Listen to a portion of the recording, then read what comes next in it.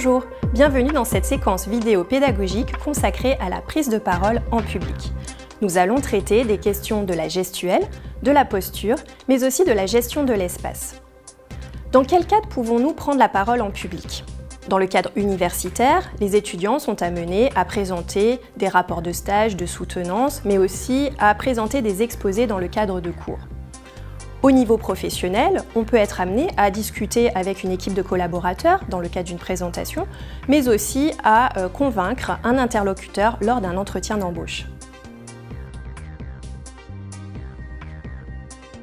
Les qualités d'animation représentent environ 70% de l'impression laissée à l'auditoire. La forme est donc très importante, même si le fond doit prévaloir. Nous allons donc traiter dans cette vidéo, dans un premier temps, de 3 points. La posture, la gestuelle, mais aussi la gestion de l'espace.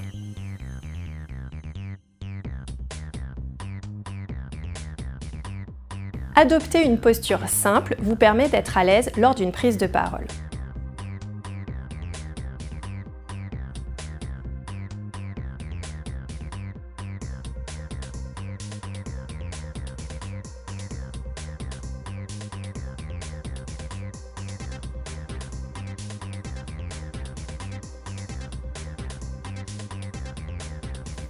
Vous pouvez faire simple. Imaginez que vos pointes de pied soient alignées avec vos pointes de genoux, les os iliaques qui se trouvent ici. Déverrouillez les genoux, comme les sportifs de haut niveau lorsqu'ils se reposent. Baissez les épaules, sortez la taille du pantalon, le menton légèrement en arrière, avec une ficelle imaginaire qui vous tirerait vers le haut. La première fois que vous allez adopter cette posture, vous n'aurez pas du tout l'impression d'être à l'aise, mais d'un point de vue extérieur, du point de vue de l'auditoire, vous êtes placé face aux personnes qui doivent vous écouter. La position du bassin est elle aussi importante puisque c'est la base, le fondement de votre posture. Évitez, si possible, d'être en rétroversion, ce qui oblige vos épaules à avancer vers l'avant ainsi que la tête et vous donne une posture affaissée. De la même façon, évitez l'antéversion qui vous donne l'impression de regarder vers le ciel si quelque chose ne va pas advenir.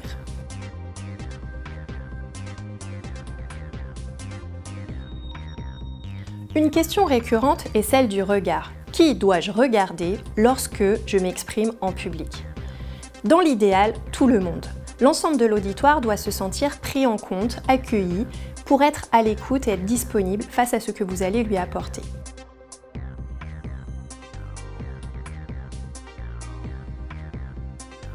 À éviter à tout prix le regard mitraillette. Il s'agit du regard qui part d'un côté, sur lequel on balaye le fond et qui va s'arrêter de l'autre côté. On a l'impression d'avoir regardé l'ensemble de l'auditoire lorsque l'on s'exprime, mais en réalité, plus de 60% a été négligé. Vous pouvez privilégier le regard en W. Bien évidemment, vous ne l'utiliserez pas pendant l'ensemble de votre exposé parce que cela demanderait trop d'énergie de se concentrer sur tous les éléments. Mais si vous pouvez le placer 2-3 fois lors de votre intervention, cela permet à l'ensemble de l'auditoire de se sentir concerné.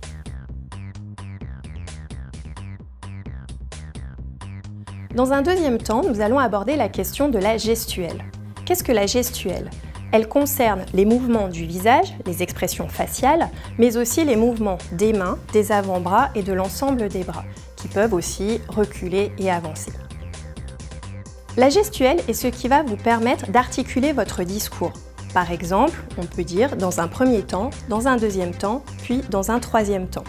Cela permet aussi de montrer à son auditoire que le discours est terminé. On va, par exemple, fermer les mains. On ne les croise pas. Il est plus facile simplement de les poser l'une sur l'autre, ce qui permet une gestuelle d'ouverture beaucoup plus simple. Un élément est vraiment à éviter lors d'une présentation orale, ce sont les autocontacts. Ils peuvent être présents, mais limités.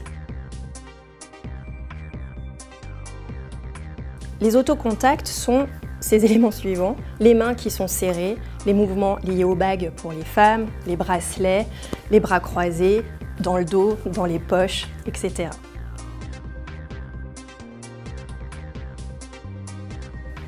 Les mouvements du visage sont aussi importants.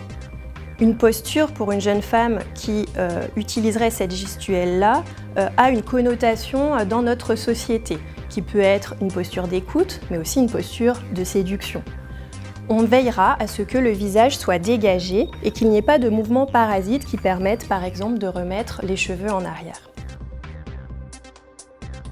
Les expressions faciales renforcent votre discours. En effet, un sourire peut permettre à votre auditoire de se sentir accueilli, un vrai sourire avec des yeux plissés et une bouche ouverte. Les yeux, l'ouverture des yeux notamment, permettent à votre auditoire de se sentir concerné. Lorsque l'on veut insister sur un point très important, l'ensemble du corps va être engagé, les épaules, les bras, mais aussi les yeux et le visage. Pour expliquer qu'une date est très importante et inciter votre auditoire à prendre en note cet élément important, voici un exemple de ce que vous pourriez faire. Et c'est en 1515 que la bataille de Marignan a eu lieu. La question que l'on se pose souvent lorsque l'on n'a pas l'habitude de prendre la parole en public, c'est de savoir où mettre ses mains. On ne peut pas les mettre dans les poches, on ne peut pas les serrer pendant toute la présentation, il est impossible de les croiser, comme ceci, comme ceci. Dans le dos, c'est encore pire. Et dans les poches, n'en parlons pas. Les mouvements des bras doivent être limités. Vers l'avant, lorsque l'on s'exprime, on ne va pas bouger son coude de plus de 30 cm et ils ne vont pas reculer de plus d'une vingtaine de centimètres. L'espace est assez restreint pour s'exprimer et pour ce qui est de l'écartement des bras, il est lui aussi limité. On préférera cet écartement-là pour montrer par exemple un élément sur vidéoprojecteur, sur écran, plutôt que ce genre de choses, ou encore mieux, celui-ci. Voici une petite astuce qui pourra vous aider à placer vos mains de manière pertinente. Imaginez un cercle qui soit à peu près de cette taille-là. Placez vos mains à l'intérieur et laissez-les vivre et bouger de manière aléatoire sans utiliser de posture d'insistance. Il ne s'agit pas de bouger de cette façon-là ou de montrer quelque chose, d'insister, mais simplement de les laisser vivre. Si vous faites cela, peut-être vous sentirez-vous mal à l'aise pendant que vous le faites, mais en tout cas, d'un point de vue extérieur, vous aurez une posture adaptée d'ouverture pendant votre prise de parole.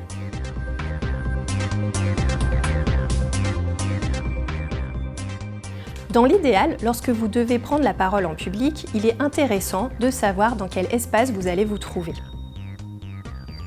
Cet espace peut être grand, petit, vous pouvez être face à un auditoire nombreux ou au contraire restreint, par exemple dans le cadre d'un jury ou d'un entretien d'embauche comportant 2 ou 3 professionnels. Lors d'une prise de parole individuelle, veillez, dans l'idéal, à vous trouver au moins à 1 mètre du mur qui serait derrière vous. Vous pouvez utiliser l'espace minimal suivant, dans l'idéal 2 mètres, pour pouvoir vous déplacer. Cela vous permet de faire 3 pas. Et au moins 1 mètre en profondeur, ce qui vous permet d'avancer et de reculer.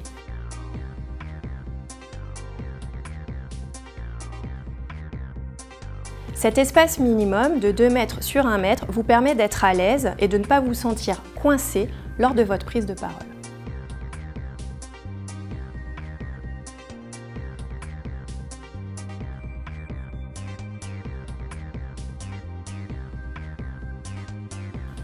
Lors d'une prise de parole collective, la question fondamentale est « Où est-ce que je me place ?»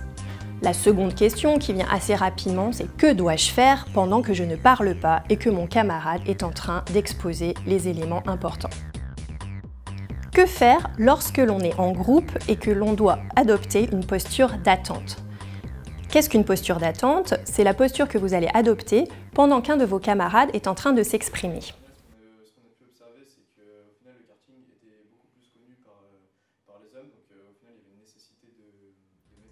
L'idée, c'est de faire un petit peu comme les danseuses des grands ballets classiques à travers le monde. Lorsque la première ballerine est en train de danser, l'ensemble de l'auditoire doit être fixé sur elle pendant que l'ensemble du corps de ballet adopte une posture qui permet de ne pas nuire à la compréhension et à la lecture de ce qui est dit.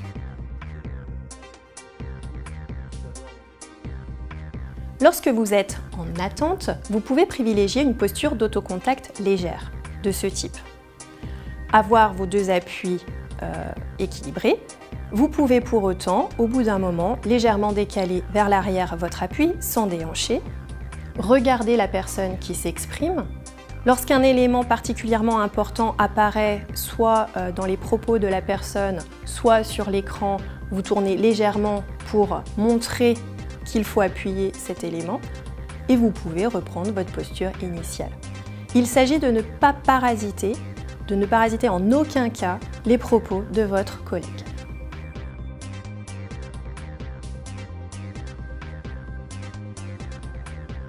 Lors d'une prise de parole, il peut arriver que vous deviez vous asseoir. Le mobilier peut être très différent, à roulettes, léger, lourd, ça peut être un tabouret, une chaise.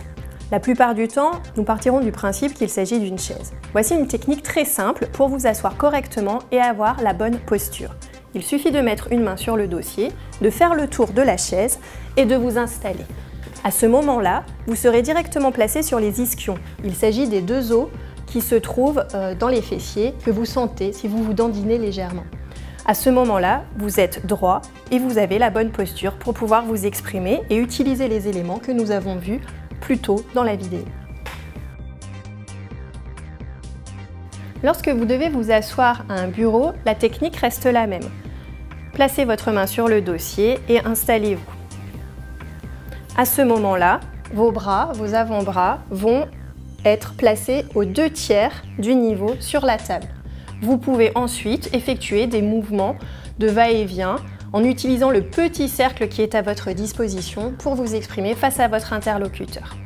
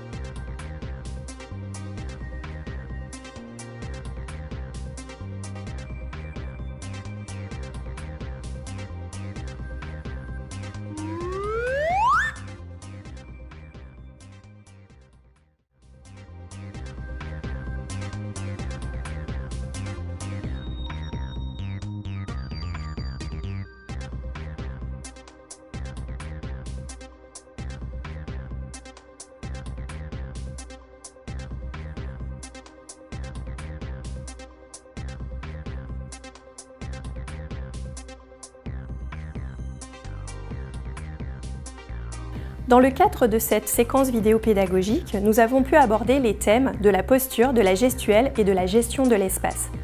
Mais une question peut peut-être affleurer votre esprit. Est-ce que je vais pouvoir penser à tout? Penser à mes mains, à les faire bouger dans le cercle, à avoir une posture qui soit adaptée avec un alignement des pieds, des genoux et des crêtes iliaques, en même temps regarder l'ensemble de mon auditoire en pensant au W, sans oublier ce que j'ai à raconter, puis me déplacer dans l'espace pour pouvoir m'approcher de mon auditoire ou au contraire donner un petit peu plus de valeur au document que je suis en train de présenter. Oui, effectivement, tout ça peut paraître un petit peu compliqué, mais il suffit de s'entraîner. Ce qu'il ne faut pas oublier, c'est que vous êtes capable de le faire et que malgré tout, il faut se faire confiance.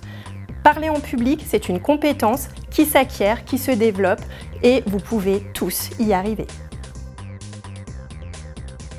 Cette séquence vidéo pédagogique sur la prise de parole en public touche à sa fin. Nous vous remercions pour la qualité de votre écoute et j'en profite pour conclure, pour remercier l'ensemble de l'équipe pédagogique et technique sans qui rien n'aurait été possible, avec une mention spéciale pour tous les étudiants qui figurent dans cette vidéo.